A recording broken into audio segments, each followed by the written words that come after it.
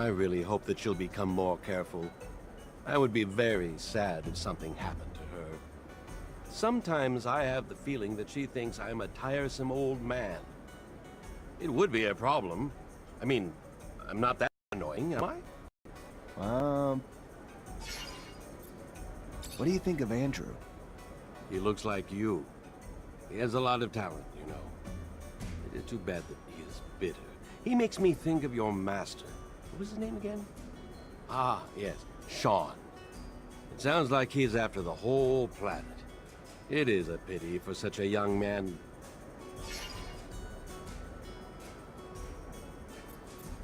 Do you like Nisha? Yes, I like that little one. First, because she saved your life, and then because she's a charming young woman. Very bright. I really wonder why she spends so much energy on that lost city. I am sure that she could have had a wonderful future with us. Even though you have to recognize that Abundance's spies are much less pleasant. Just the thought of that awful Victor. What do you think of Phobos? He's an interesting character, no doubt about that. He shows great intelligence, which shows that mutation doesn't affect cerebral faculties, at least the first generation. And to a certain extent, I understand his desire to improve the mutants' living conditions. We are terribly unfair to them, that's for sure. They are sick, and instead of helping them, we treat them like slaves. However, I think that he is going a little too far with his mutant nation story. I don't see why they should create a mutant nation on its own. He should instead make people within the corporations think differently. Tell me more about your friend, Mark Reacher.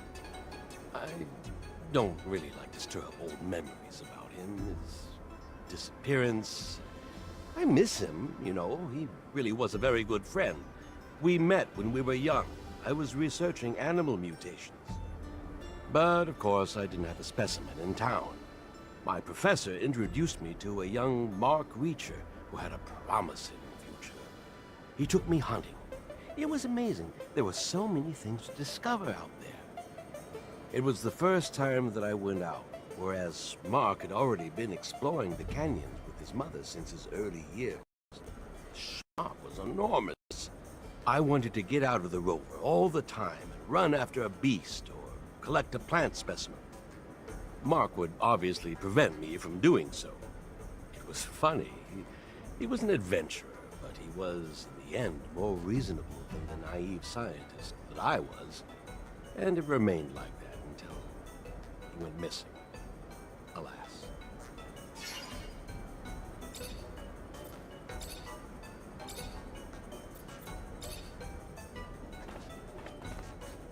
Hey. Hey, back. What should I know about the Caravanserai? It's the heart of Noctis, the home of the Merchant Prince, and the place where all the merchants' important transactions happen. That's where they decide on the trajectory of the main cargo routes throughout the planet. Historically, it's also the first place out of the corporation's reach on Mars. I like the place a lot. It's very peaceful compared to other places, and the architecture is splendid. The Merchant Prince has a taste for luxury. I could have spent 10 years there. I bet I would smile a bit more than I do now. What can you tell me about Noctis? It's a free enclave in a world dominated by dictatorial corporations, created by merchants in order to facilitate the exchange of goods from everywhere. It's become a place that also welcomes refugees from all walks of life. I love this city. You can find anything you want. Mercenaries, preachers, craftsmen, all kinds of merchants, princes and thieves. And don't get me started on the extensive variety of artifacts from all around the planet. It's quite mind-numbing, but it's the place where everything is possible, far from the yoke imposed by corporations. As a merchant, you must have traveled a lot.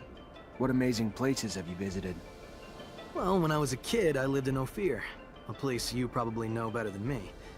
But with Marcello, the merchant to whom I belonged, we mostly traveled to Shadowlair. He knew a number of Technomancers, including renegades, and used to sell them equipment found by looters. It's an old Baroque city with dirt-poor slums. As strange as it may sound, corporations' big cities all look the same in the end, beyond the few differences they flaunt.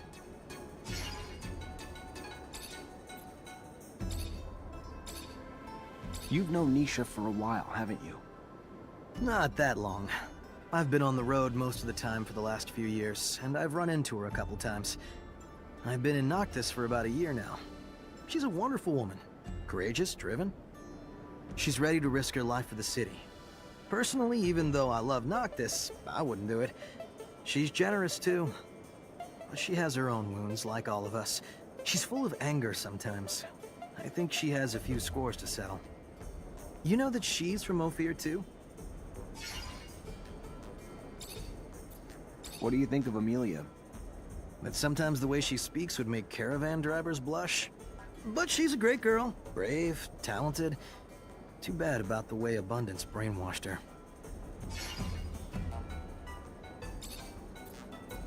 What do you think of Scott? Did you know I met him in Ophir? When I was a kid. He was my family's doctor, but I have a feeling he's gone completely crazy since then. He was already a little strange, but now he's completely nuts. That's too bad. He's a great scientist. Do you know Phobos well? Well, kind of. I've run into him several times, yes. He heads a wonderful fight, and I truly hope that he succeeds. The corporations have exploited and squeezed everybody way too much, the mutants in particular. It's time for all this to stop. He's a great actor. I saw him play a simpleton with terrific aplomb, whereas he's one of the most intelligent men I know. What do you know about the mutants? Which ones? The ones who were locked up, mistreated, considered to be mere beasts by the corporations? Or the ones who live freely on Mars' surface? I was thinking about the free mutants. They're almost all former slaves, you know. In the end, there are only a few of them who were born outside the corporations. They managed to quickly build a culture, to make the planet their own like no other human had done before. They don't see the Martian environment as hostile, but more as a land of countless opportunities. They're actually aware of the fact that they will never go back to Earth. It's become their home due to the circumstances. What else can I say? They're courageous, ready to fight for their brother's freedom. Some of them even want to get rid of the humans from what I've heard, which I can understand. I respect them a lot. You know the merchants. Even though knowing a few individuals doesn't mean that you know the group they belong to, getting rich is their main focus. And some of them behave like assholes to get what they want. But this doesn't apply to all of them. Most of them are intelligent, opportunistic, and pragmatic. But they're also more open-minded than the corporation's citizens. Your job, origin, even being a mutant doesn't matter, as long as you bring them business. You have it in for them, the Technomancers, don't you? It's true. I must say that they didn't put their best foot forward last time I saw them. All they managed to do was hide their inability at the price of my enslavement. I love technomancy, and this extraordinary feeling of freedom and power it gives you. But those who practice it for the corporations have a real issue. Whether it be for Abundance or Aurora, they can't help hiding ridiculous things. Twisted rituals, and keeping a people they despise out of their little schemes. Maybe there's a reason for it, don't you think? You probably know better than me, but it doesn't make them look nice. What can you tell me about the people of Noctis? We're free to say anything and everything. You still think way too much like a member of Abundance, where the population pretty much has the same opinion. Here, people come from everywhere. Most of them used to be misfits, criminals, or simply eccentrics who didn't fit in back home. You find merchants, the offspring of the city's founders, hitmen from Aurora, dissenting workers from Abundance, or beggars from Alliance. And mutants, of course. This mix sometimes creates problems and tensions, but as long as everybody works together to protect Noctis, all is well.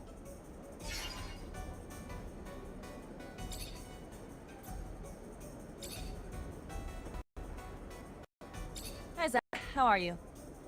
Hello, Amelia. I'm fine, thanks. What do you think of Phobos? I don't really know what to think of him. He must have had a horrible life. He's a mutant, and we all know how they are treated. And you know, that liberation story, that mutant nation thing and all, freaks me out a little. He's very smart, however. I sometimes even have the feeling that he can guess what we're thinking. What do you think of Nisha? She's stuck up. She was pretending to be a princess in Ophir. Here, she's the boss. Like, I've got a lot of experience, and you don't know anything. Pisses me off. And she seems to forget that she wouldn't have gotten out of Ophir or gone on trips without me. Silly girl. What do you think of Andrew?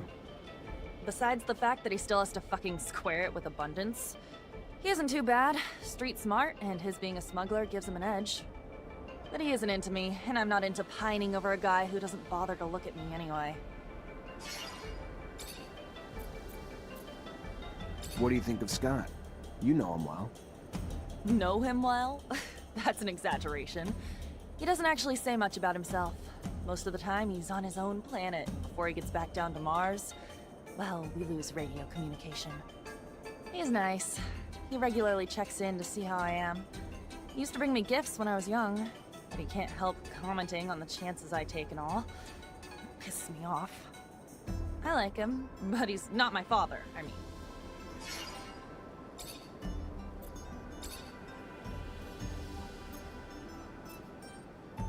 You must have traveled a lot. Could you tell me more about what you discovered?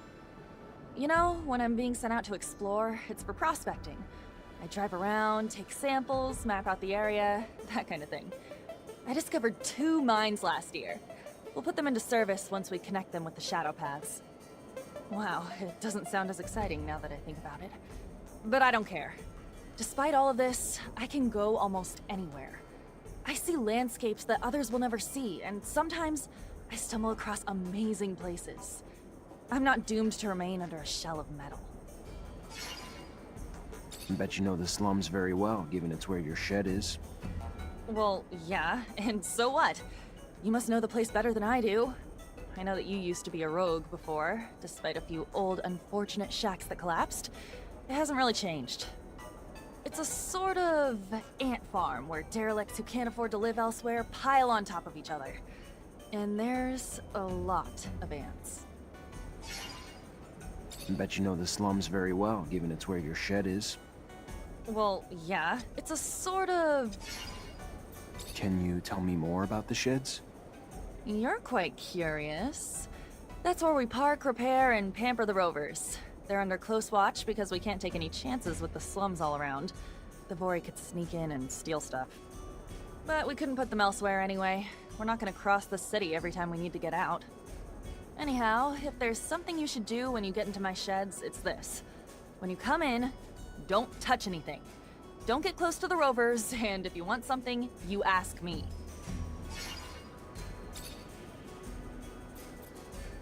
What's good, Zechariah?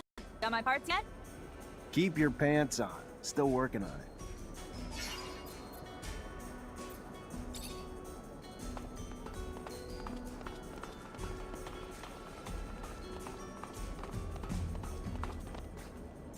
Hello, Phobos.